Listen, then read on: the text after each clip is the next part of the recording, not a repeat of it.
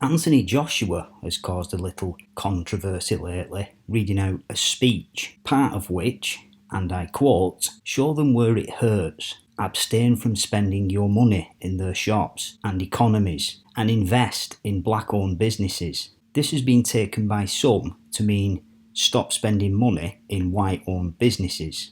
The backlash he has received has left him feeling upset. I'm sure he'll manage to find some comfort in the millions of dollars that he has. This article from Forbes has that amount at $36 million from salary and winnings and endorsements of $11 million.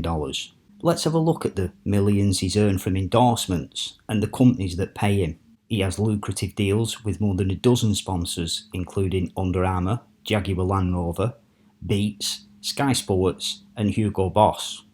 Yes, Hugo Boss, the same company that Lewis Hamilton has had dealings with. I've talked about them in my video on him.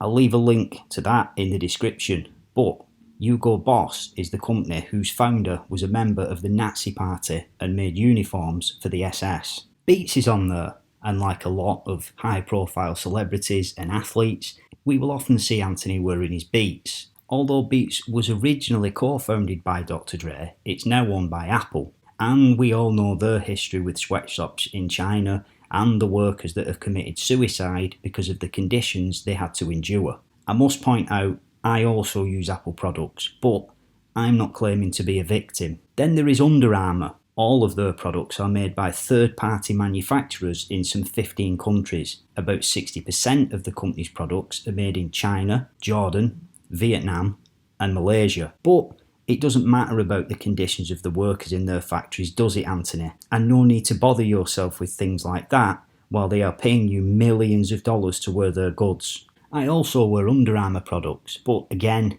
I'm not claiming to be a victim.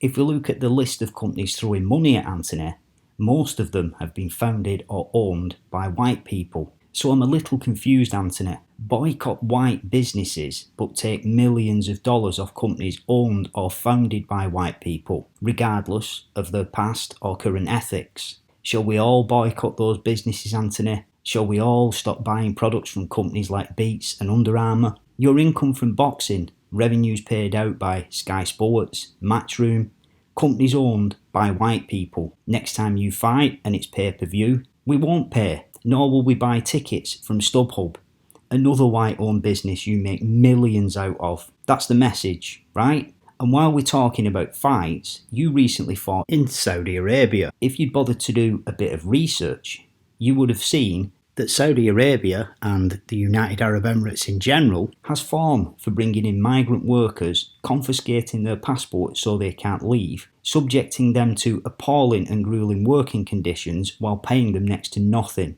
Maybe even to build some of the luxury properties you enjoyed yourself in. I said, if you had bothered to research. You couldn't even be bothered to check through a speech before you read it, so why would you? You've come out in support of the Black Lives Matter movement and the neo-Marxist thugs that set about vandalising statues and monuments in our nation's capital. They are a symbol of slavery and oppression, right? And of course, slavery, racism, any form of oppression is wrong, but money talks, eh, Anthony?